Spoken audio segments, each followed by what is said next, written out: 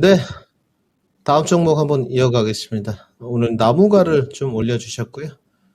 우리 유튜브에서 오늘 질문을 올려주신 것 같네요. 오늘 채택이 좀 되신 것 같고, 보니까 나무가를 12,500원에 사셨고, 질문이 계속 보유해도 될까요? 이렇게 좀 올려주셨습니다. 닉네임이 카카오세요. 나무가를 이제 사셨던 이유를 좀 보니까 명확하게 좀 보이는 것 같고, 근데 12,000원에서 진입거를 이제 사셨어요. 과연 첫 번째, 나무가의 어떤 뭐 업황과 기업의 내용을 보고 사셨든 진입 타점은 좋지 않으신 것 같아요. 이렇게 따라가는 매매를 하게 되면 이제 이 나무가에 대한 자신감을 갖고 계속적으로 버티거나 뭐 추가할 매수 자금이 있다면 상관이 없어요. 근데 이렇게 이제 고점에서 따라가는 매매를 했을 때 뭐 12,000원에 사셔서 수익이 났을까 좀 의구심이 있거든요. 수익이 났는데 그렇다면 안 팔았다. 그러면 주식을 사실 때 투자 기간이라든지 목표가도 없었다는 거잖아요. 늘 이제 매수는 쉽습니다. 그래서 매수는 기술이고 매도는 늘 제가 예술이라고 말씀을 드리는 부분인데, 이제 이런 부분들을 혼자 하시기 힘든 부분은 좀 도움을 받으시고요. 나무가 업황부터 좀 알아보죠. 결국은 이제 카메라 쪽 공략을 하셨어요. 카메라 모듈 쪽을 공략을 하셨는데, 여기는 좀 독특하게 거의 B2B입니다. 이제 B2B, B2C. 쉽게 B2B는 기업 간 거래다. 이렇게 보시면 될 것 같고, 대다수가 삼성전자 쪽이에요. 뭐 이제 카메라다 센싱 모듈 쪽인데 거의 삼성전자 물량이 90% 이렇게 보시면 될 것 같습니다. 올해 이제 이 회사는 독특하게 이제 뭐 지주회사가 드림텍이라는 회사가 있습니다. 거기도 이제 삼성전자에 좀 의존을 하고 있는데 올해 흑자 전환을 했습니다. 그리고 여기는 이제 매출액이 조금씩 늘어나는데 단기 순익 부분은 손실이 조금 있었어요. 그런 부분은 뭐 인력 충원이라든지 아무래도 B2B 물량이 많기 때문에 압박적 요소가 좀 있었을 것 같아요. 하청업체들이 겪는 고통 같은 거죠. 야, 단가 좀 낮춰봐라. 뭐 이런 것들. 어찌됐건, 올해 최대 매출 썼고, 흑자 전환했고, 단기 순익도 좋았습니다. 4분기는 단기 순익 적자였어요. 주가가 이제 어찌됐건 10,000원까지 좀 흘러내렸는데, 그럼 지금 여기서 우리 시청자님 궁금해한 게 이제 추가 매수를 해도 될까? 그리고 뭐 쏘올리시지 않았지만 반등이 조금 나올 수 있을까? 이런 내용인 것 같은데 비중이 20%라서 저는 추가 매수는 당연히 안 된다고 보고요. 비중이 이제 20% 30% 할 수 있는 종목들은 좀 네임밸류가 있고 투자에 걸맞는 종목이 맞지 않겠습니까? 나무가는 이제 소형주기 때문에 좀 어렵다고 보여지고요. 그러면 과연 버텼을 때 조금 수익이 날 수 있을까? 주식은 팔아야 손실이고 팔아야 수익이니까. 그러면 신규 업황, 앞으로 성장성에 대해 점검을 좀 해봐야 되겠죠.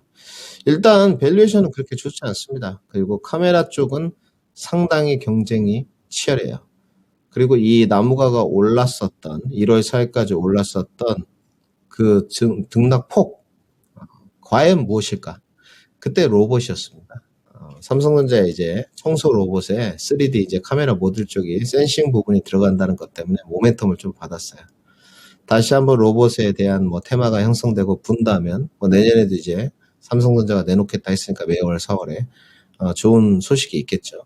근데 그 테마가 또 언제 형성될지는 알 수 없고 이 뭐 지정학적 리스크나 FOMC가 끝나고 나서 과연 뭐 로봇 쪽이 먼저 오를까? 대형주도 반등이 저는 먼저 나올 거라고 생각을 하기 때문에 그거는 이제 조금 보류하고요. 그러면 다른 쪽은 없느냐? 저는 있다고 보여져요. 신규 성장에 대한 모멘텀은 좋다고 봅니다.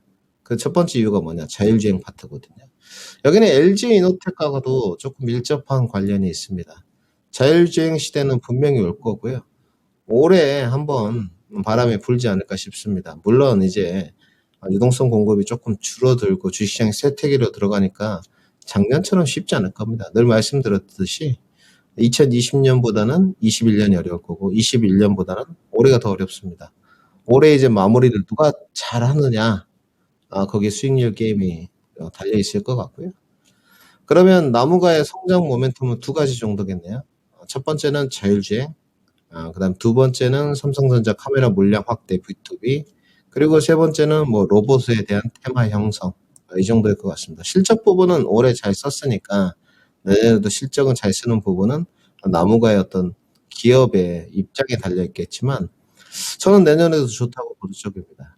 단지 이 주가에 대한 선반영 부분이 로봇이었기 때문에 이 로봇에 대한 테마나 자율주행이 언제 불지는 알 수 없을 것 같아요. 그래서 등락 과정은 퍼포먼스는 쉽게 불지는 않을 것 같습니다. 보유하는 데는 문제가 없어 보여요. 그 첫 번째 이유는 요즘 보니까 크게 관심이 없는 것 같지만 바닥에 대한 인식은 좀 있는 것 같습니다. 그 예로 오늘 반등이 좀 나왔거든요. 그래서 이렇게 하셨으면 좋겠어요.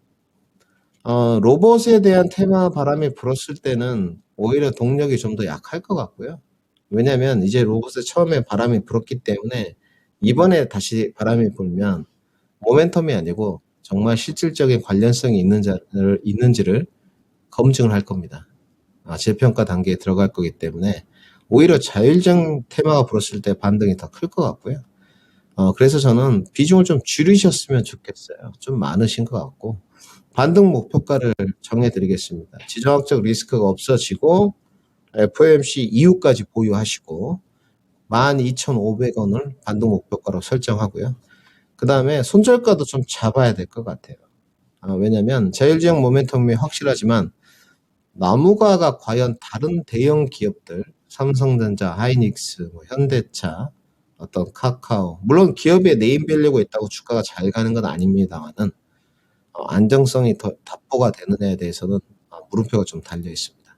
그리고 다른 성장 산업국 아까 뭐 2차 전지라든지 신재생 에너지라든지 이런 성장 산업군보다 강력하냐 여기에 대해서도 의구심이 있어요. 그렇기 때문에 손절가는 9,500원 이탈 시에 비중 10% 축소, 반등 시 목표가 12,500원에 포트 교체 전략 드리도록 하겠습니다.